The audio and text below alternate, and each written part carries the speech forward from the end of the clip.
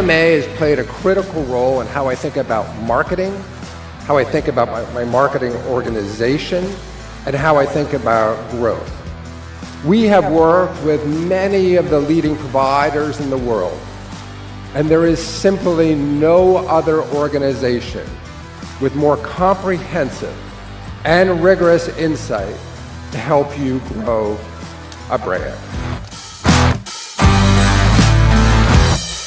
The thing that makes the MMA relatively unique in the space of different industry groups or industry events is the MMA is doing a lot of research for the industry on some of the toughest challenges that we as marketers face. And that's really what sets it apart, is having that industry knowledge base.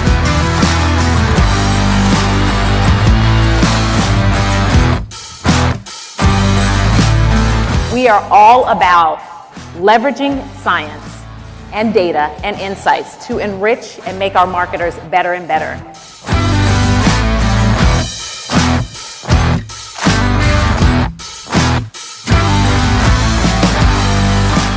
We've been lucky in that we've been able to take advantage of the various MMA pilots that are offered up to its members. So we've participated in Brandis Performance, the Movable Middles Framework, CAPI, as well as now Project Romy. So I am very quick to raise my hand anytime I hear about a new opportunity, and I feel like if it's going to advance our knowledge as a media and marketing organization.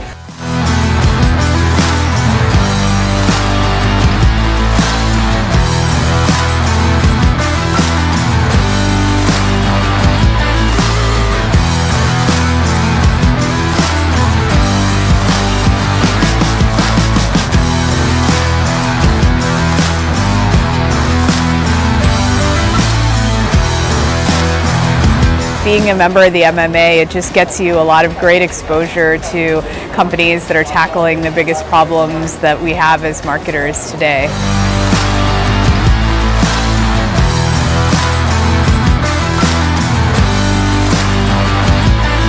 What makes the MMA unique is that we really, as a group, try to look to the future, look around corners, see what's coming next, and make sure that we're staying at the forefront of how we can continue to evolve and develop marketing into the function that really is the growth lever of the companies that we work for.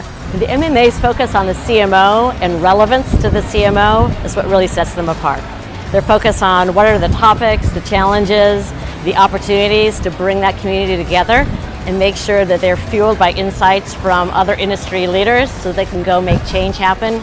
If you want to be part of an organization that's truly at the forefront of catalyzing all this change and transformation we know is happening in our industry, MMA is the place to be.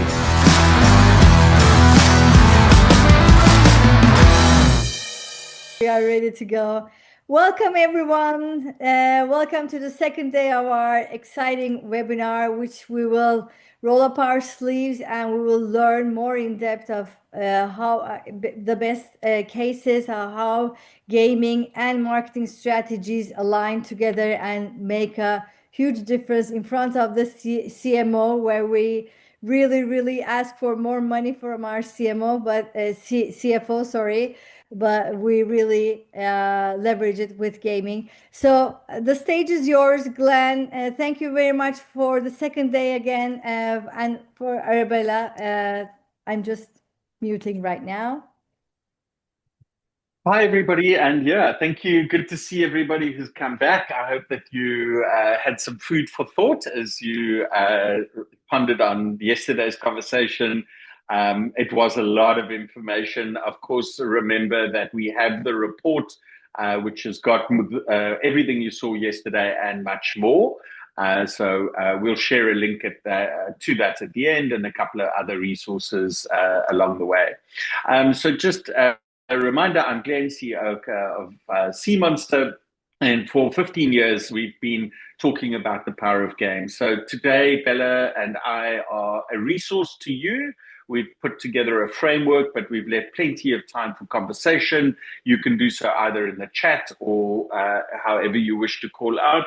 But this is going to be much more of a kind of work together to start to solve some of the real challenges that you're sitting with today. And so, as our kind host said, time to roll up our sleeves and see that what we can do together.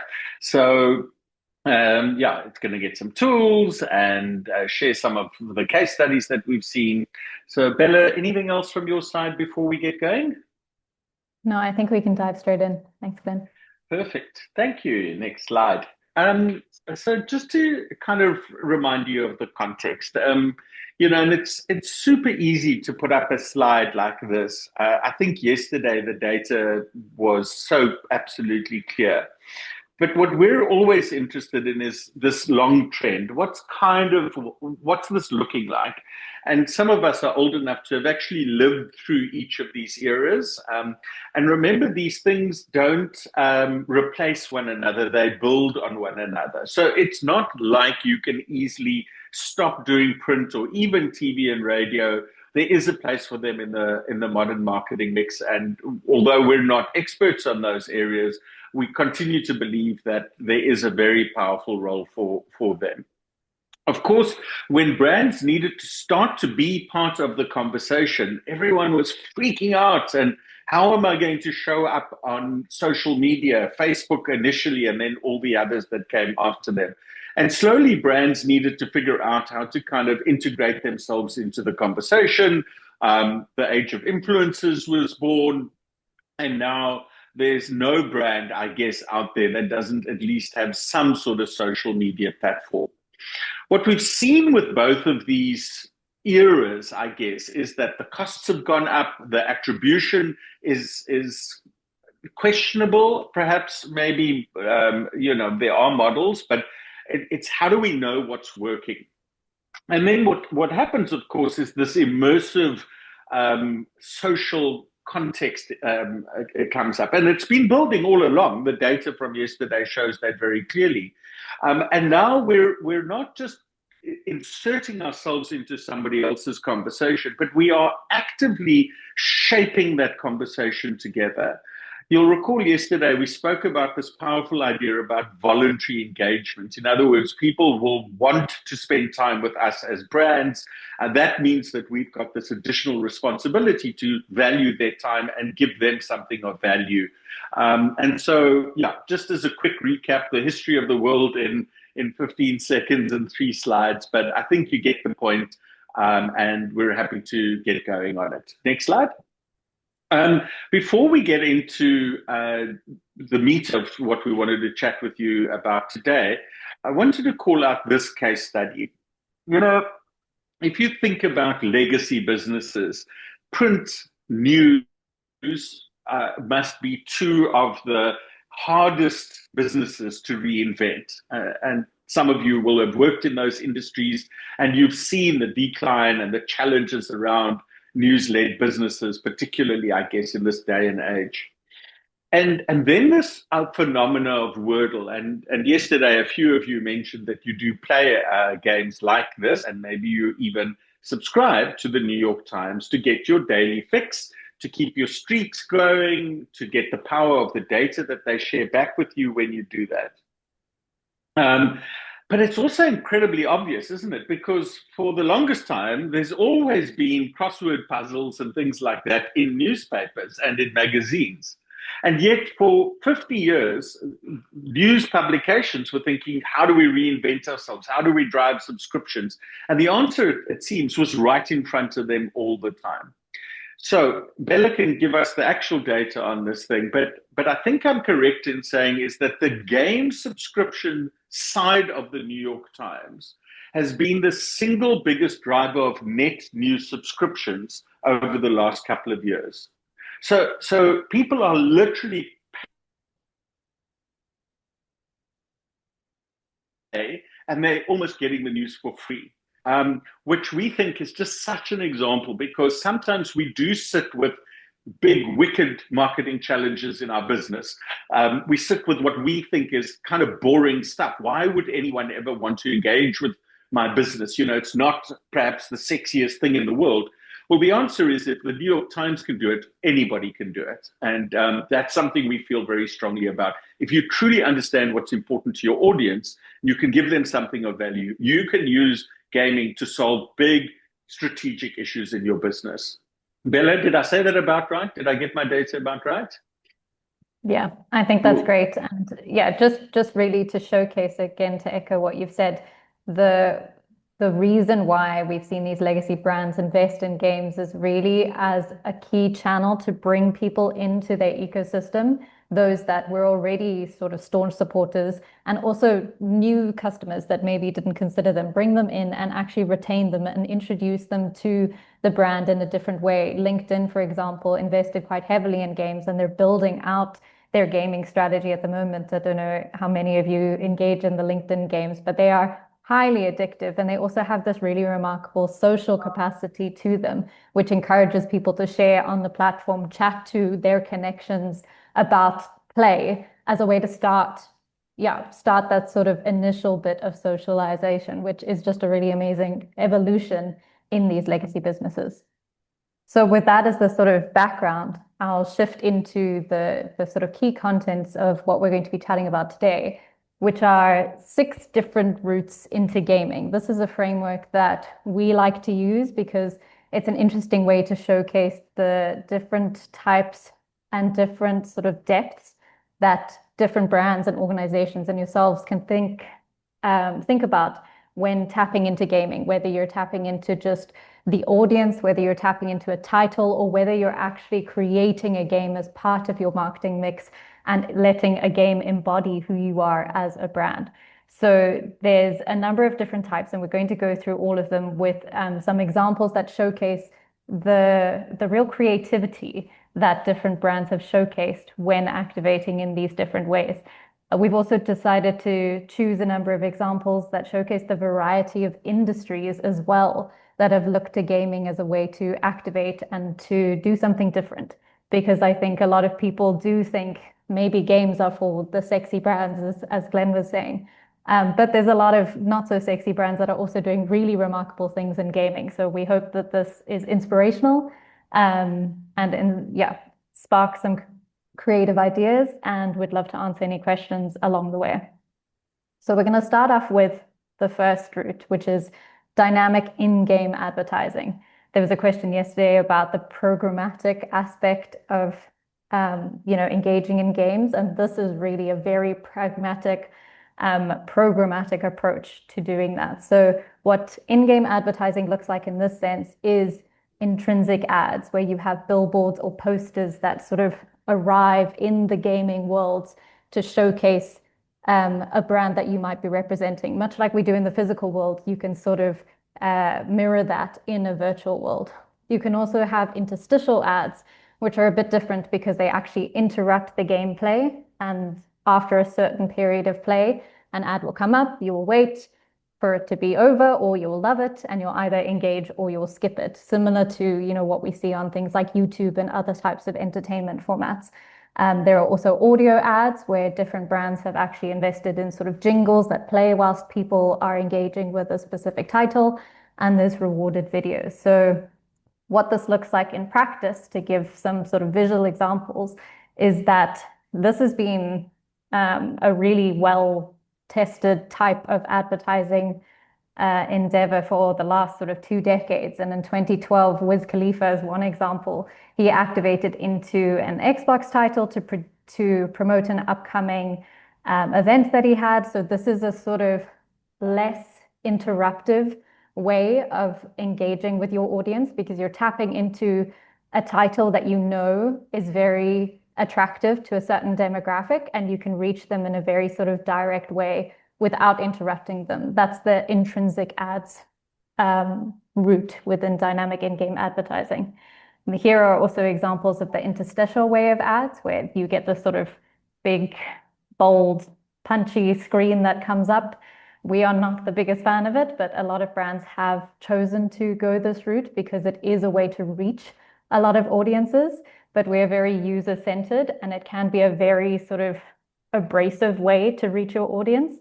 And we don't want that to also backfire and produce negative, ideas about your brand. So it is available, but something that we are very cautious of when brands think about doing this. And the same with rewarded video ads. It follows a very sort of similar idea. So these are frequency capped to avoid disruption.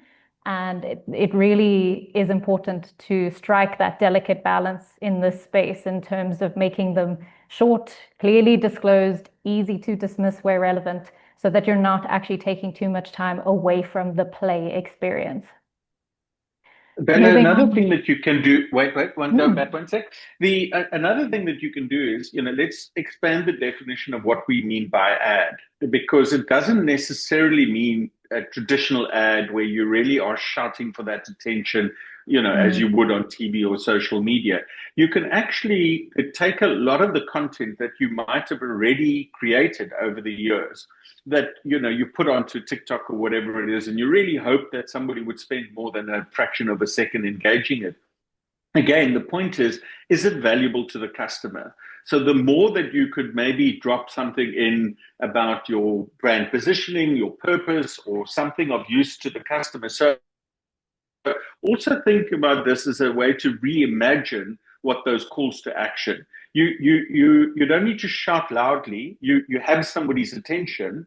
So again, this idea, just value that attention and you'll find your engagement rates will go up and the calls to action go up as well, actually, because, that mindset that people get to when, there's an ad, I want to get rid of this thing as quickly as possible. So think about this more generally around how you can surface content that's trapped within your business and you hope that you had a platform for it. There is an opportunity there. Thanks, Bella. I just wanted to make that point. So, no, for sure. And similar to marketers who might be familiar with the programmatic space, it's so important to obviously show something to your audience that is relevant to them and what they're doing. If they're playing something that is, very contextual and your brand can speak to what that game is about, then maybe this is a really good avenue for it. But again, there's a very delicate balance to be struck in this space particularly. The second one to speak about is influencers and really activating with the community of gamers and streamers and people who have sort of a reputation in this space. Here is where we've seen brands build partnerships in the esports space. We've seen Red Bull do this really well. And there's also a number of different brands that have decided to activate in the gaming space by collaborating very closely with a famous creator in the gaming world specifically. Now, we're going to show you an example in the next slide of how this can be used as a sort of activation type.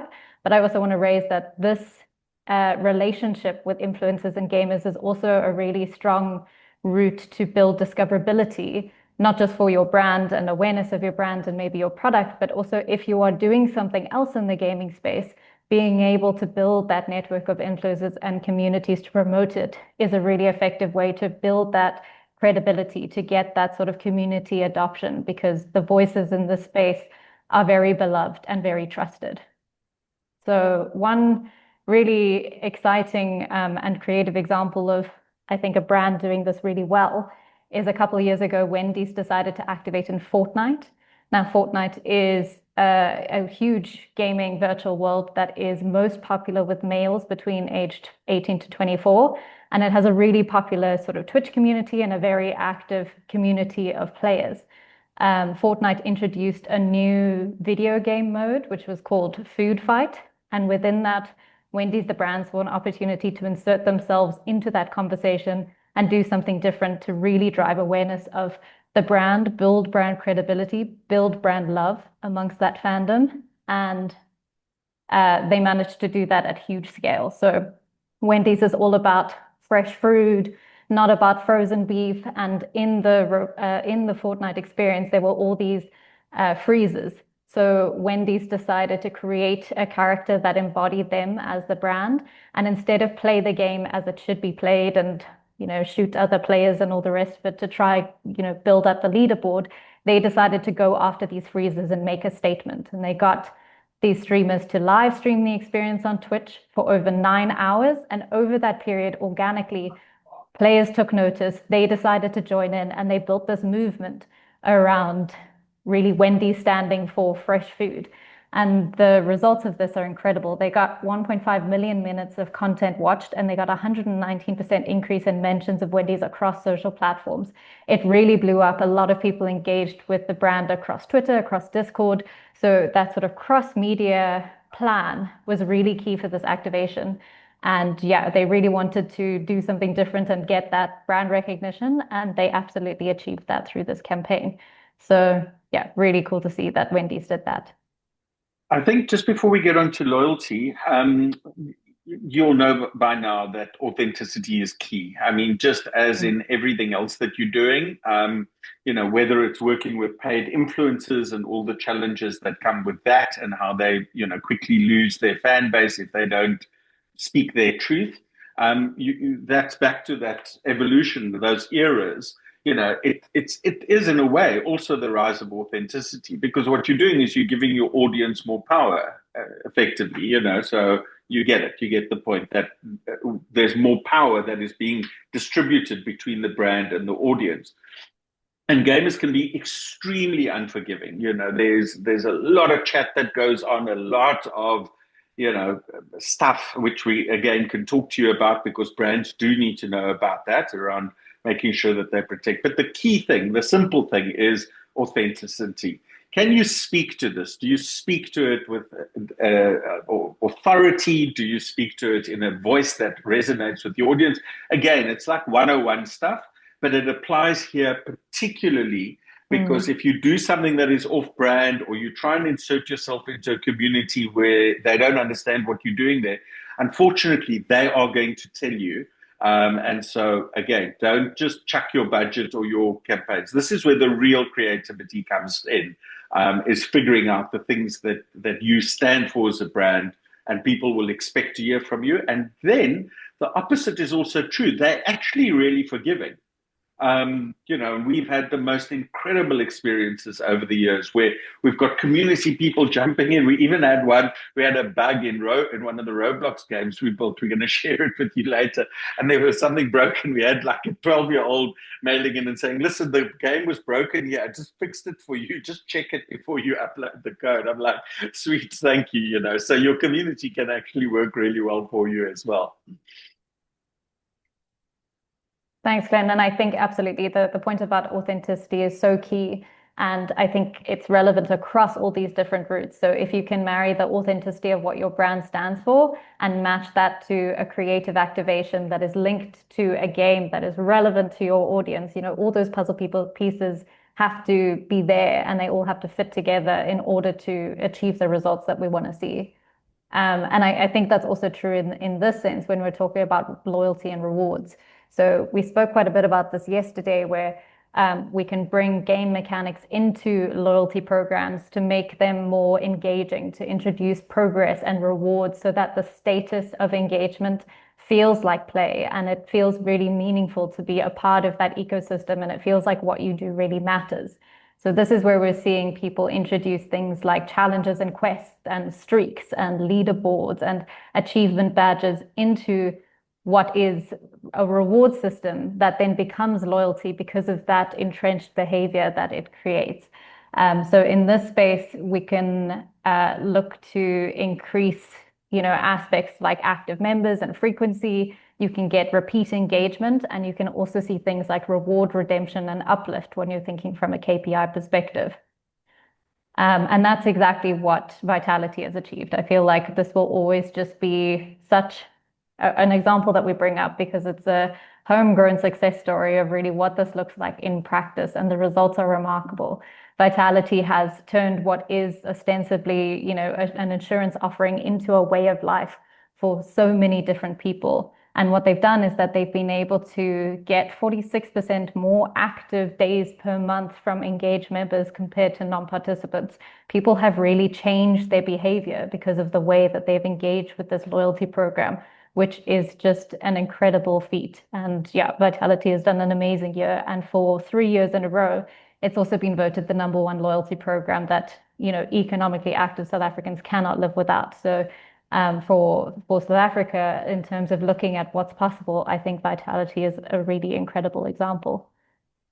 What's amazing about Vitality too is that although the core business in South Africa is an insurance company and a medical aid, for those of you who don't know, Vitality as a system has actually been exported to, I think, in excess of 30 countries around the world. So if you think about that from a business model perspective, I don't think they intended to do that, but once they've figured out how this works, they've actually exported just the gamification system as something that other insurance companies are using around the world. So that's really interesting to talk, to have a think about, new revenue sources. I know we're all under pressure to think about different ways of doing things. So you can go to the next slide, and I'll use this to talk more generally. It continues to blow our minds how disconnected the top and the bottom of the funnel actually are. In some segments that we've seen, and retail is a good example of that, over 70, 80% of your sales can be attributed to known customers. What that means is that, by swiping your card in some way, we know exactly who you are. It therefore seems crazy to think how much money might be wasted at the top of the funnel trying to re-engage me when you actually know something about me and you know what's in my shopping basket, etc. Sometimes I like to say it was better when I thought you didn't care. Now that you've got the data on me and you still don't care, it's worse. That's on a bad day. But on a good day, you can actually use that information. And this, of course, is the essence of the retail media explosion that we're seeing around the world, and loyalty and retail media are sort of cousins to each other, and they're all working so well because they can continue to personalize things. But you'll recall yesterday that we spoke about rewards versus loyalty, and the insight really was around 35 to 55-year-old women, particularly. Pick n Pay is a big retailer in South Africa, food retailer, general merchandise retailer.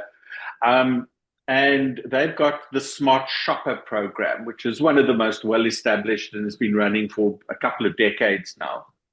And we came up with this idea of Smart Hopper. I know, it's crazy. But it's a really simple game. It's really skill-based. It's not a spin and win, so it's not luck. We've got a whole conversation that we can have around luck is not the primary measure of engagement. It really should be effort and skill-based. And so this is quite a hard game to play. And it tiers up. I think there's 7 levels in it at its top, and it's beautifully balanced. I mean, there's a lot of science that goes on behind this, because remember, we're actually going to be giving away real cash. So if we get that difficulty curve wrong, we could end up with a huge liability on their balance sheet. Again, something for you to think about. The game mechanic is actually the easiest piece, but making sure it works in that ecosystem. So what we've also been managed to do is cross-promote things. So, for example, if you get 1 play a day, okay, so that streak kind of thing works. But if you join the coffee club or the baby club or whatever it might be, so because we plugged into the whole CRM and into the whole marketing automation cloud, what we're able to do is take our cues from what it is that the business wants to do. And so we're busy building out a fuller arcade. There are things that are going to be always on. There are instant promotions, which we've done with this client over the years. And we really are starting to think about this as a consistent strategy. They have been quoted publicly, but saying that people who play Smart Hopper are 7 times more valuable than the average Pick n Pay customer. 7x. Engagement drives profitability. This is not, an opinion. This is backed by the data and the models that we run with them continuously. And it's so simple. It looks easy. It's super addictive and playable. But we think that this space is something that is massively underrated. Your CRM has the data. You know who the customer is. You can create a moment of magic. You can put some effort there. You can monetize things that they're already doing, things that they're giving away anyway, just bring it into the sort of gamification fold. Our view ultimately is you should not run standalone competitions anymore. You shouldn't do that because we've been doing it for 50 years. We should start to think about how we build every single competition metric into some sort of game or gamified experience beyond like, hey, write your name on the till slip and put it into a box at the front door.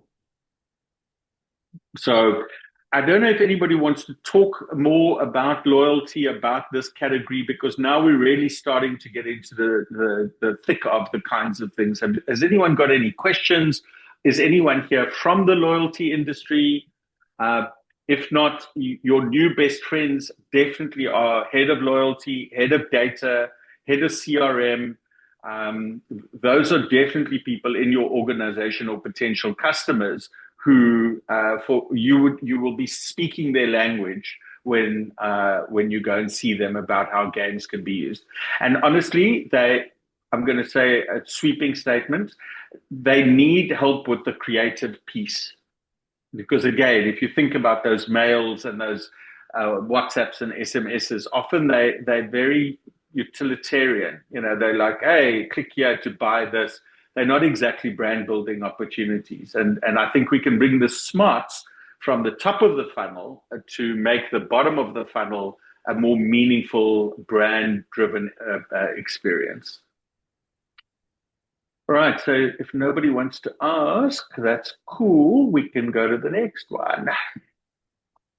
Sure. Thanks, Glenn. I also just want to highlight what's on the slide here. The Pick n Pay, our client, was also quoted to say that people who engage with this, they saw a 22% spend uplift with their most engaged customers, which proved that really this type of entertainment medium that got people coming back to engage with the brand on a sort of daily basis really did prove valuable at the bottom end from, you know, an ROI perspective, which I know we all care about. We've also broadened our strategy with Pick n Pay, and for those of you in South Africa, if you've been seeing their sponsorship with the Springboks Activate, there's a lot going on in their app with them that we were also a part of. So would definitely encourage you to check that out if you haven't already. So sort of drawing on that idea of how do we use games as a way to really fuel that end of the user journey? How do we get people to actually promote commerce through something like a gamified experience or a gamified campaign? This is really where we can use games as a powerful way to bridge the gap between virtual and physical retail. So there's a number of different ways that this can happen, and we'll show you a few examples. But yesterday we mentioned, for example, that there are virtual items that are being given to people that have real world product equivalents that help promote those items, or maybe there's a discount code associated with the real product if you get it in the virtual world. There's also click to buy experiences where you can actually order physical goods without leaving the game itself. Walmart has been incredible in terms of pioneering this across platforms like Roblox and Spatial. And then there's also physical redemption, where you can earn real world rewards through the gameplay, which drives in-store traffic. It gets people in store, it gets them to claim whatever it is that they sort of earned through the game, but it also means that they're there in your store, they'll look around and they're going to buy more. So there's a number of different examples that have been really successful in Roblox, and I've just handpicked 3 to show you from a in-store traffic campaign perspective.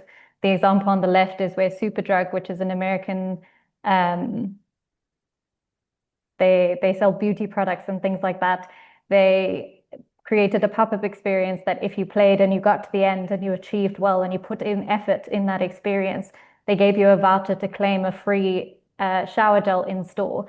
And over a period of about 2 or 3 weeks, they got 15,000 young people to walk into store to say, hey, I've played this game. Here's my proof. Can I have my in-store shower gel? And whilst I'm here, they saw in uptake in terms of that basket size whilst people were shopping. There's also been a really remarkable use case for using virtual worlds and games as a way to introduce users to new products, to gather sentiment around it, and also for them to sort of virtually try it on. There's been amazing examples of this in the AR space, especially in, you know, the world of beauty. And an example of Maybelline, they trialed a new product and brought it to launch in their experience in Roblox. And they got 25 million young users to try this on, to engage with this new product, to be aware of this new product, and to, that kind of exposure at scale is remarkable. And then on the right-hand side is something that was an early example of Roblox experimenting with that direct sales commerce, which is where Warner Brothers and Fandango sort of joined forces to promote the Beetlejuice film. And they created this virtual world to get users excited about the ecosystem of Beetlejuice, the characters, the setting, the context of it. And through that experience and through engaging with that, they were actually able to offer young users a way to get movie tickets to go, see it with their friends or see it with their families. And there's lots of, behind the scenes and background technology that makes this possible and also makes it safe. There's a lot of parental inclusion for those of you who are worried about the Roblox space, and we can definitely speak about that more in detail. But these are just examples of the kinds of things that are possible and the kinds of things that are already happening. Another example is that you can really achieve this through something much simpler, even directed towards an adult audience, by using web-based technology. And I'll hand over to Glenn to speak about this example specifically. Yeah, so this is again an example of a big retailer. So TFG, I think, has 28 brands, about 3,500 odd stores, massive clothing and sort of general merchandise retailer. Very, very sophisticated reward system. Like really at the top of their game globally, I would guess, in terms of how they're doing that. But one of the big challenges that they have is their existing calls to actions are so incredibly limited. And so this platform, which is something that we built and own, is the sort of engagement wrapper that kind of sits on top of everything that they do. And we do the craziest things. Hey? So we'll say to people, we'll make a little check-in zone around all of their stores. So literally we'll drop a pin and think about this as a treasure hunt builder, things you do in the real world or the digital world.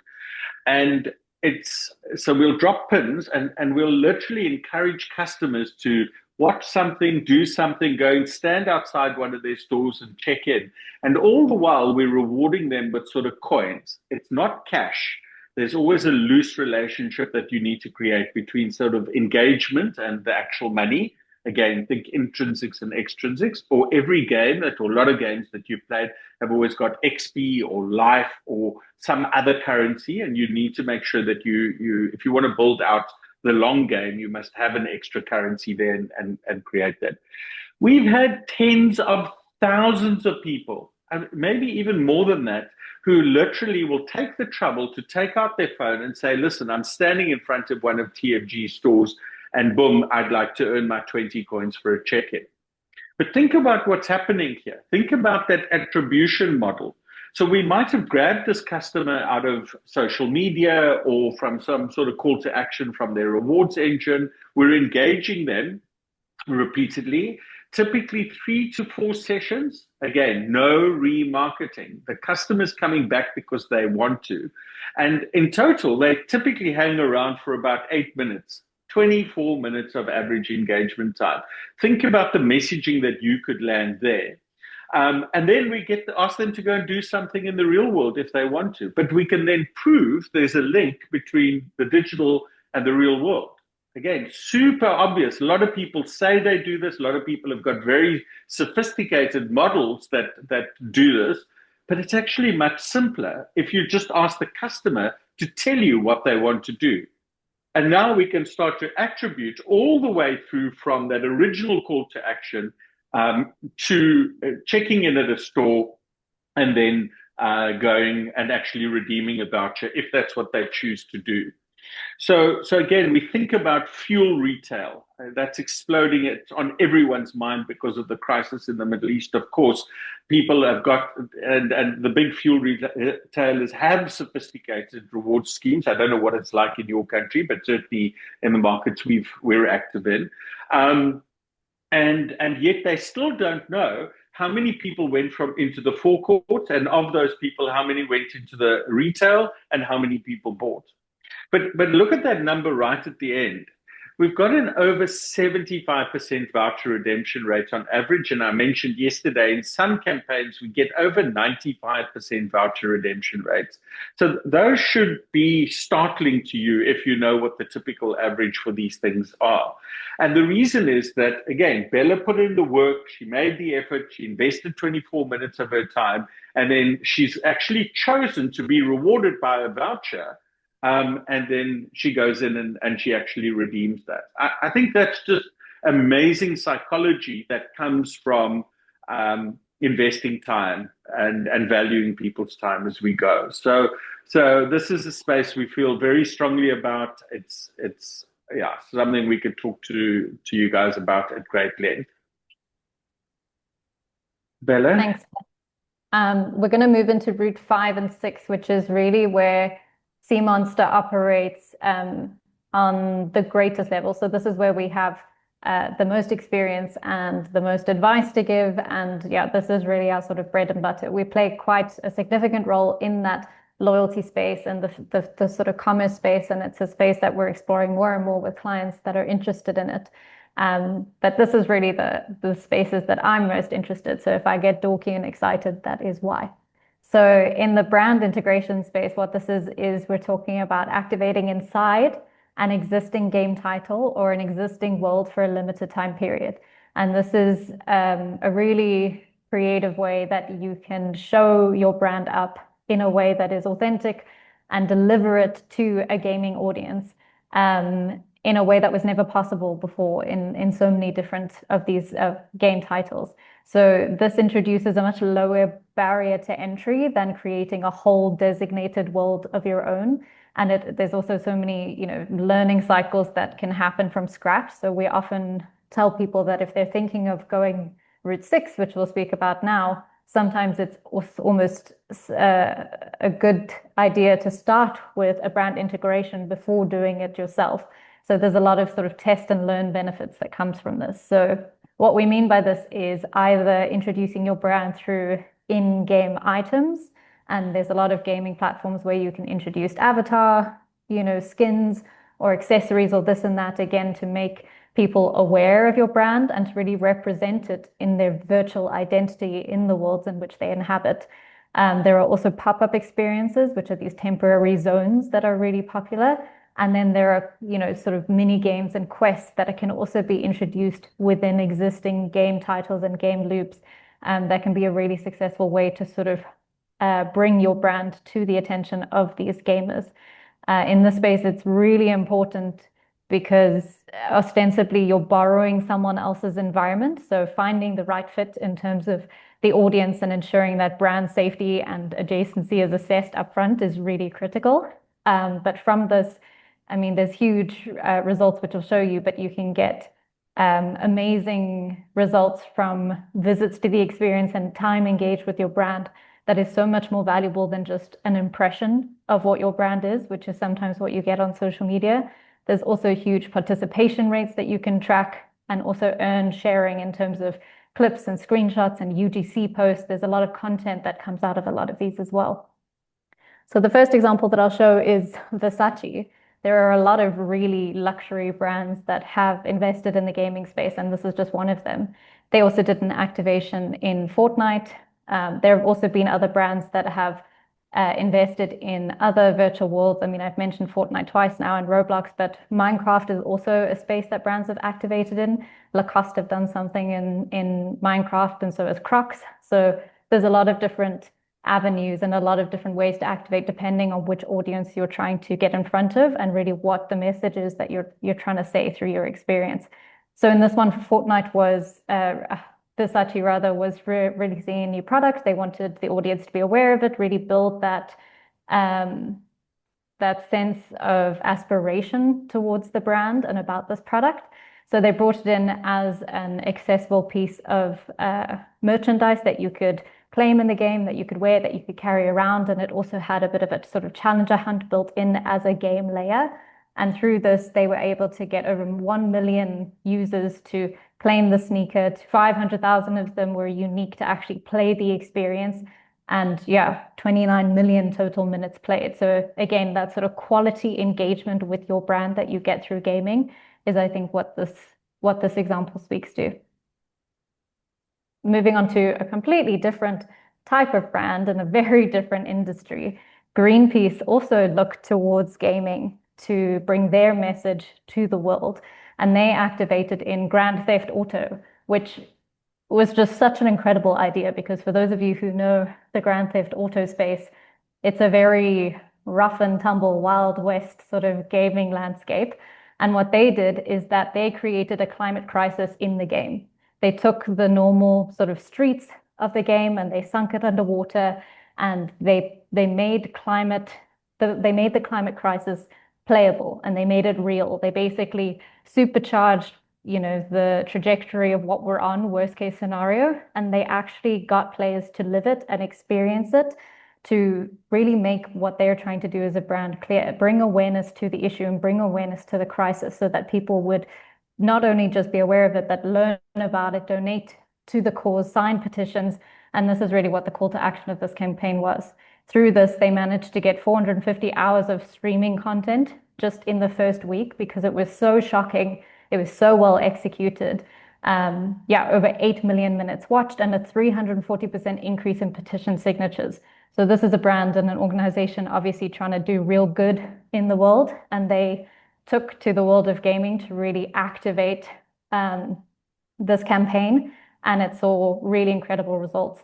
For those of you in the room that also care deeply about awards, this won 15 Cannes Lions. So really, really remarkable on all fronts, from an engagement point of view, from a results point of view, and hugely successful in terms of what a gaming campaign could look like, from the critics. So Bella, I also just want to jump in here, just again, go back one, please, for a sec. So a lot of brands have signed commitments to ESG. A lot of brands, Unilever is a good example, talks a lot about purpose. I know that there's still a lot of eye rolling that goes on around it. I don't care. I think that brands should stand for something bigger than themselves. I think we are a world in crisis. And if you've got clients who think about these things and see the opportunity to create communities of value and really drive brand equity, I'd recommend you check out an organization called Games for Change. I happen to be the chair of the African chapter on it. But what we do is we bring together the biggest gaming organizations in the world, the United Nations, and brands to start to think about this kind of activation. So happy to be a resource to you and connect you and show you some of the work that's happening with some really, really powerful people who think about the role that brands can play in building a better tomorrow. I think there's a lot that can be done in that space. So if you're ever interested in that part specifically, please hit me up anytime. Thanks, Bella. Sure. Thanks, Glenn. And a super important point to make. At Sea Monster, we create impact games, so games for purpose, whether that be learning or awareness is really what we do. We're all about doing more of that, and we work very closely with Games for Change. So for anyone in the room who's interested in that space, we would love to speak to you about that. So this is route 6 out of 6. And the next few slides after we've gone through all of these is going to be a sort of summary and a recap, and then more the gritty pieces of information that will hopefully be more useful in terms of what to think about, what's right, how do you think about what an objective means, how do you pick a medium. But really route 6 is really exciting, because whilst the previous example was, why car models like Ferrari and Aston Martin have introduced their cars in Gran Turismo to make people playing that game aspire towards their cars so that they always know what the latest model is and this and that.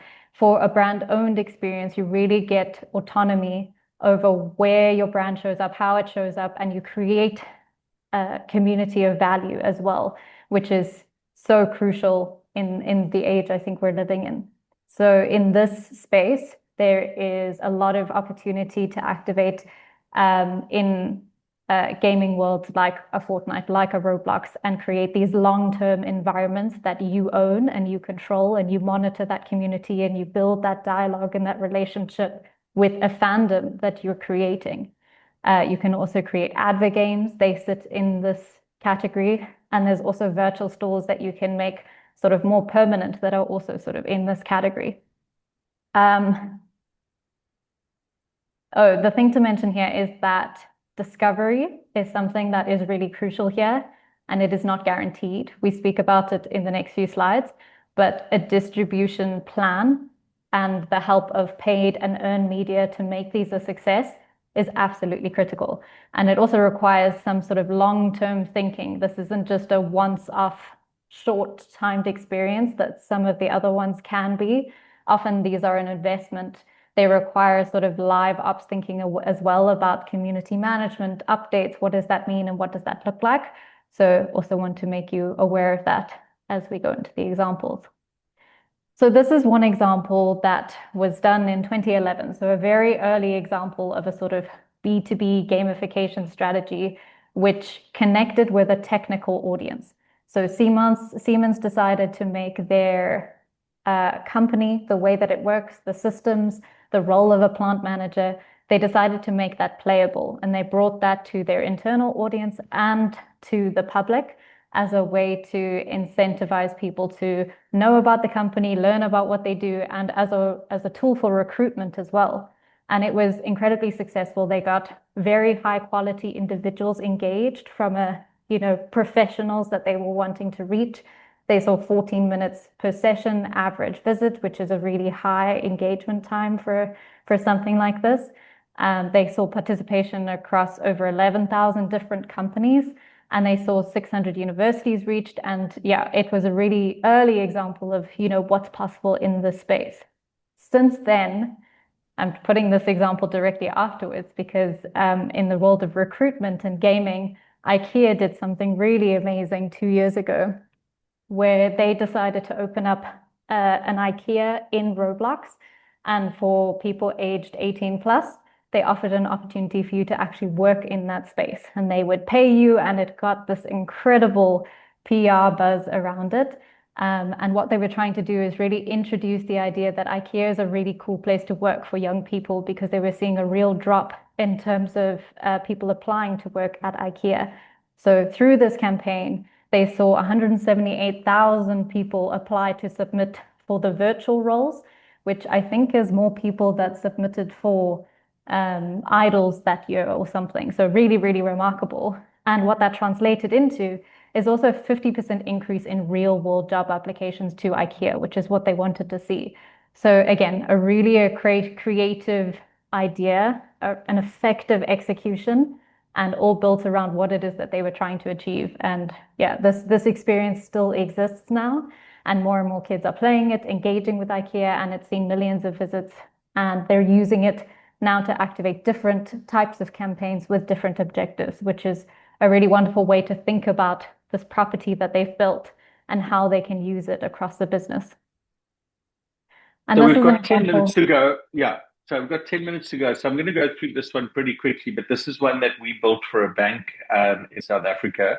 And the key insight here was actually around really understanding the customer of the future, the employee of the future, and then trying to do a very difficult thing, which is, engage with 12 to 14-year-olds about money.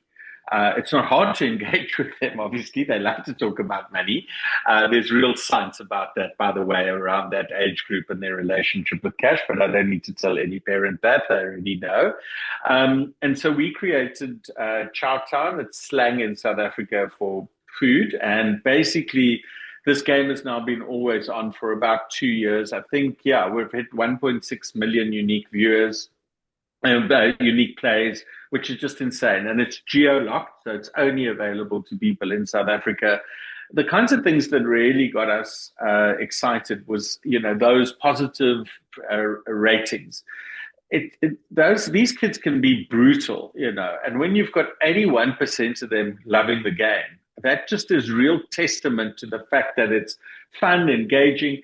There's very little branding in here. There's a couple of places where you will see the brand. But actually, the most exciting thing for us is that there's been a 30% increase in active kids accounts at the bank. There's no call to action. There's very little branding. And yet kids are smart enough to say, hang on a second, I got the message here around running a restaurant, buying food, selling things, hiring my mates, doing all the kinds of things that you can do in there. And actually, I want to have my parents, put my pocket money or whatever it might be into the bank account. So again, just an extraordinary example of what's possible in something as boring as banking. It doesn't need to be. All right, Bella, you've got 8 minutes. Cool. Thank you. I would encourage anybody, apologies if I speak slowly and speak verbosely about these case studies, but please take photographs, screenshots of all the next few slides because they are the most sort of practical ones. And again, would love to engage with everyone in the chat, but if we don't get to everything, please get in touch with Glenn and I. We would love to, take this offline and chat to you further about whatever it is that you're specifically thinking about. So as a brief sort of summary in terms of how do you think about which route to even consider for what goals, obviously the different examples that we've shown you have hopefully been able to illustrate that different campaigns can achieve different things. And we really just scratched the surface. There are so many different examples and creative ways that games can be used. But as a sort of short way to understand it, this is what we've put together. If you're looking for fast reach and big awareness, then that initial approach of dynamic in-game ads, they are useful. Sponsorship layers are also really incredible. For trust and cultural entry and to gain that sort of cultural currency, influencers are a really great route to work, and those creative partnerships. When we think about education and really deep brand storytelling, which is what we do, we really encourage people to think about owning that brand experience and being able to build really strong brand integrations if that makes sense for your brand and what it is that you're trying to achieve. And then for the other metrics, when you're trying to get people to repeat behavior or create a habit and actually get that retention and day-to-day engagement, that's really where being able to build out loyalty mechanics and reward systems can be so effective. And then if you're thinking about the sales piece, there's lots of ways to add that on, but definitely in the sort of digital commerce space, you can either tap that into the loyalty piece or in the sort of brand activation space as a full world like we've sort of shown. This is what we want to speak about, and hopefully we can go through these. I wish we had more time, but as a sort of how to think about this and what needs to be done. First thing, as per any sort of strategic approach, it is so crucial to know what it is you're trying to achieve and define what success looks like. What kind of conversion are you trying to achieve? Is it a recruitment goal? Is it a learning goal? Is it an awareness goal? Is it a commerce goal? Any of those things is a great starting point, and we can build a sort of gamification and game strategy around that.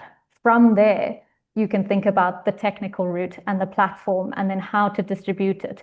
And after that, budget and timeline are obviously a key part of what to consider. So I've put a little checklist here about, what kind of questions should you ask yourself if this is something that you're thinking about? And it is things like, what are the kind of users that you need to get to achieve that goal? Who are they? And how many players do you need? What is the action orientation? What are you trying to get people to do? What rewards and incentives therefore need to go with this to make it make sense? And so on and so on. The other thing just to mention very briefly is that selecting tools and platforms is a huge part of succeeding in this space. And there are sort of 3 primary routes. There is the web-based gaming route, which is great because there's no installations. It works across lots of different devices. It's linkable via URL and QR, so it can be embedded really seamlessly into your existing marketing efforts and channels. And it's often a really easy sort of entry point for getting that mass reach. You can also go the standalone game application route, which offers really deep immersion and offline capability, but requires storage and app store downloads, and you have to deal with Apple and Google, and there are complications in that space. And then there's the virtual world space, which is really brilliant for tapping into existing communities, for discovery loops. And if your audience is already there, if you are trying to sort of activate in that youth space, it is a really ideal platform and something to really think about. Go-to-market and distribution is, again, really critical. And I'm just going to breeze through this very quickly. But the key points here is obviously using the right entry point is super critical. You need to make sure that after that, it is seeded through communities, people are made aware of this, And that's really where your paid and owned media is so critical, because gaming, like any other type of property, needs to be integrated into what it is that you already do, so that it can be the most successful property for you, because it does require that investment. And then you need to sustain that momentum. It's not just something that is launched one day and then disappears. It really can work for your brand in an amazing way if you build the momentum, build that retention, and build those communities of value. And then we've reached the final takeaway side. So thank you, everybody. Just before we do that, I know we've got a couple more minutes. I just want to, Burson, apologies if I didn't pronounce your name correctly. I love your question. It's around playable ads in retail media. There's no quick, easy answer to it, but the question is definitely, how do I grab somebody's attention? QR codes are always our friend. So whether that is actually in retail media or social media context, or even off pack, how often have you seen that they've got a QR code on pack and all they do is take you to the corporate website? I mean, that's just like, nobody's going to do anything with that. So yeah, you want to grab that attention. You want to off-ramp them into their mobile phone. To Bella's point, this is not the point to drop an app download or an install or anything. What you want to do is light web-based things that typically work in congested environments. The call to action, the creativity, best practices, I think is very use case dependent. But what we've seen work really well is just something quick, maybe that the parent is playing or gives to the kid to play while they're actually doing their shopping, buy them 2 or 3 minutes of peace and quiet, and potentially get some information from them and then rewards them at the till. Another really powerful use case here is around sampling. If you've got the call to action around sampling, I can educate you, I can get you to buy the product, I can maybe incentivize the next product, and then I can also ask you what you felt about it. So, Burson, love to have the conversation with you. Really, really good conversation. Quick ones. And yes, you can make games on USSD. Absolutely. There are already more smartphones in Africa than there are in Europe. Often the problem is not that they don't know that they don't have a smartphone, it's that the data is very expensive. And so there are ways to make things that are particularly data light. Love to have that conversation. And Kurtie's also got a question again, apologies if I mispronounce your name, around DSPs. So we're not the experts on placing ads into games. We've got some expertise in Roblox, because it is so tricky and different. But, there are people who are part of MMA who do exactly that. So if your goal is simply to buy real estate, there definitely are people who could help with that part of it. So, sorry, in 3 minutes, I'll try to address some of that. Glenn, did you answer Angela's question? Do you work with any DSPs for programming? That's the one I was talking about. Oh, sorry, that was Angela who asked that question. Yes, Angela, that was the question around DSPs. But happy to take it offline as well. Okay. Cool. Perfect. Thank you so much. Sorry. I realize we're out of time, so I won't belabor the point. This is really just a summary of what we've been saying. Really critical to choose the right route for you. There's no right way to go about gaming. I feel like we've given you a whistle-stop tour of sort of what's possible. Talking about the gaming space feels like 101 on what does social media mean. So there's a lot of it. Thank you all for sticking with us. We obviously advocate for choosing something and creating something that is user-centered and that thinks about the value for your customer first. And really, of course, what we care about is making this make sense for you and your business goals. So thank you, everybody, for your time. We've sort of zipped through a very quick Q&A, so thank you, Glenn, for that. And just to let everybody know, we are absolutely available to chat to you all if you want to send us messages, either on email or LinkedIn. And we've also created 2 reports where you can see all the information that we've been sharing over the last 2 days on this left-hand side report. And for those of you in South Africa, we've also created a specific report all about the Roblox space if you're interested in that. And you can also find that on our website. So thank you so much. Thank you, MMA Academy. Apologies for running over a little bit, but it's been super. Excellent. We will also be sending these QR codes via mailing as well. We will be sending the recordings, and Glenn promised to send the presentation. So what more we can offer? I mean, thank you so much for your time, for your dedication, and it was an excellent 2 days of webinars and 2 days of learning with you. Thank you for everyone who has joined today as well. So we didn't have anyone that we are missing out. So hope to see you in another training and hopefully through gaming as well. Thanks, everybody. Thanks, Thank you so MMA. much. Bye. Bye. Thank you. Bye bye.